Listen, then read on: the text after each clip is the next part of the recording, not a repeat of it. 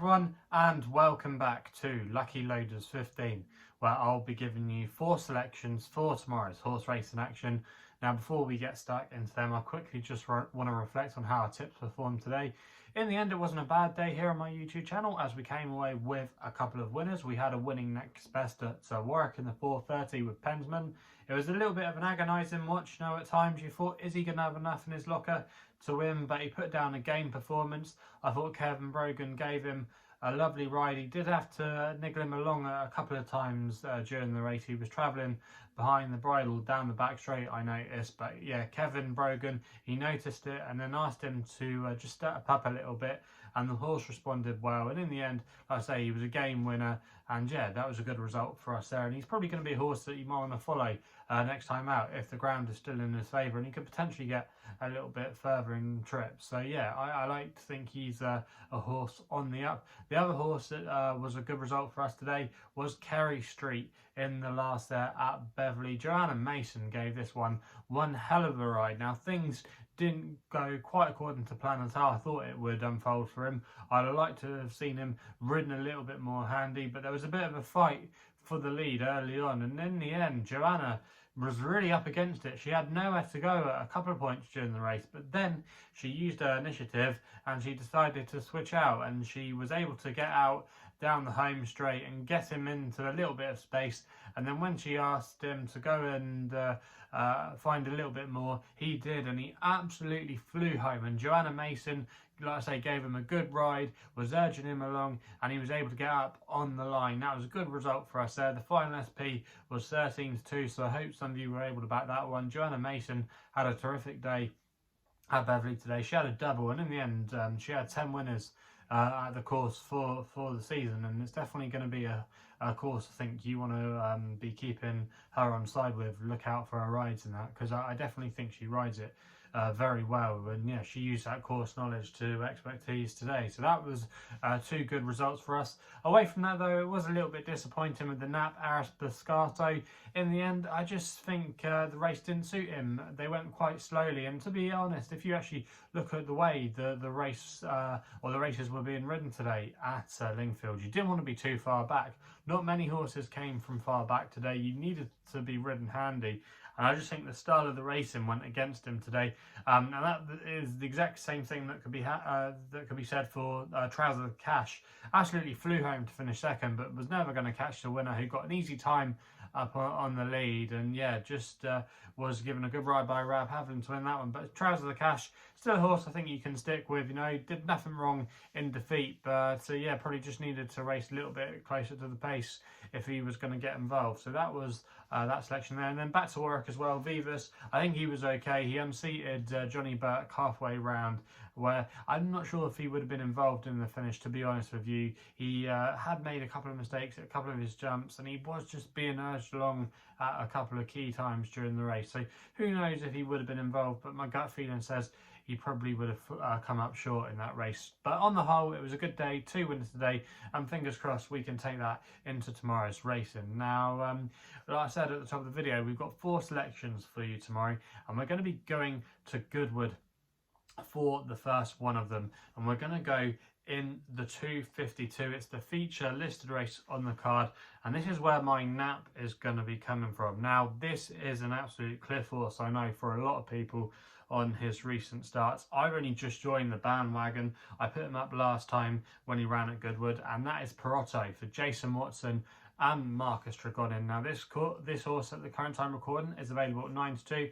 That price was available with many firms, and I'm going to recommend a 1-point win bet here. Now, I think tomorrow could be his day in higher company. Now, he's been a very progressive horse this season. He's come through the handicap ranks. He showed promise as a juvenile last year when he actually won at Goodwood, so it's a course that definitely suits him well. But yeah, he's really done well this season. He won at Royal Ascot, and then ever since he stepped into Group 3 enlisted company, I think he's had a couple of his excuses, and last time out he was seen finishing in the Group 2 Celebration Mile Stakes here at Goodwood on the bank holiday weekend, and he actually ran all right that day. He was just given a little bit too much to do, but he absolutely flew home and was fighting it out for the places. Now, I think you can forgive him that effort that day, and tomorrow is going to be actually a calmer race. Like I say, it was a Group 2 last time out, and yeah, he's dropping into listed company tomorrow, and he's actually clear on ratings. He's the best on ratings, plus he gets a 3-year-old allowance, so he's well treated at the weights. Also as well, if you go back a couple of starts to his third place effort at Salisbury behind McGallen, that race has actually worked out quite well, because Solid Stone was in that race, and he subsequently went on to win on his next couple of starts, and he won a Group 3 contest at Newbury at the weekend, so that form looks good there. He also as well beat King Vega, who's going to be reopposing tomorrow. But I just like the chances here of Perotto. He's going to get a good turn to the race. He's drawn next to Victory Chime, who likes to make the run in. And yeah, I think he could just get a really nice turn to the race. You're going to have Havarian as well, that likes to be handy. A couple of pace angles in the race. And I think it could just set up quite nicely for Perotto. I think he might just be overlooked on the day. And he could potentially drift out to a bigger price, but that wouldn't put me off. I think he's got a good chance. Ziyada in good form as well. They're operating at 29% strike rate. Just think there's a lot of things in Perotto's court tomorrow. And yeah, I think he'll go very close in that race at Goodwood. So that's why he's going to be my nap of the day.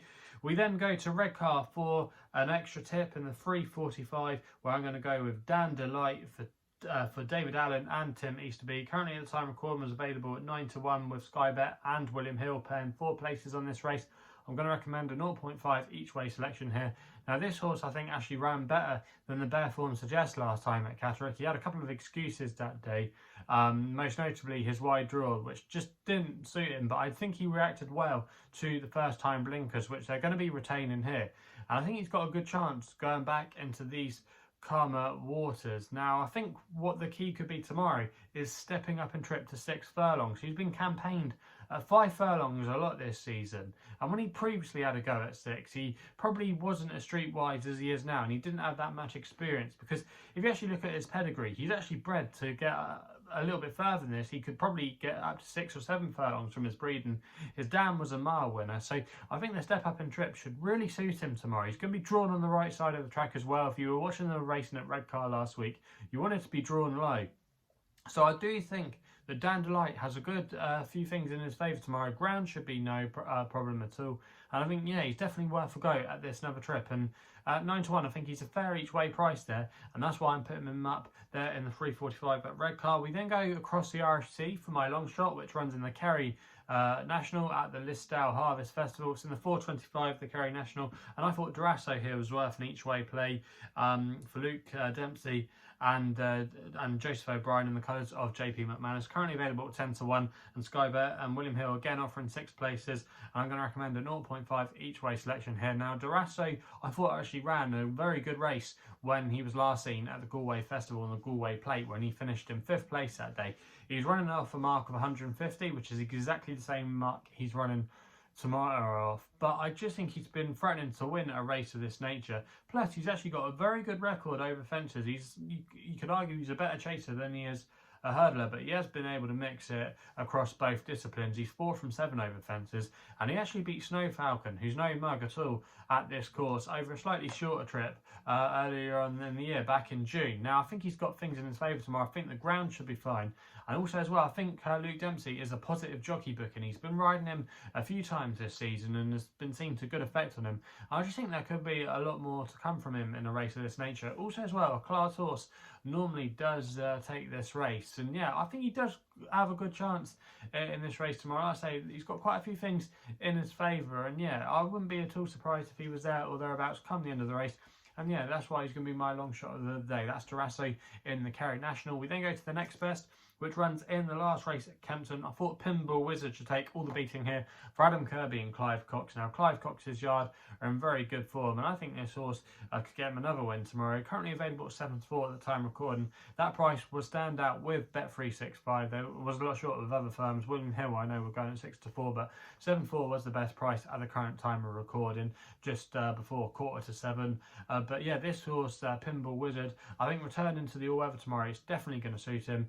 His only win has come over this course and distance when he made all that day, and he's going to be able to have the ideal draw to use those prominent tactics tomorrow. He's drawn in stall 1, and if Adam Kirby can just get a good fast start from the get-go, I think he could be hard to peg back. He was raised £5 by the handicapper for that win.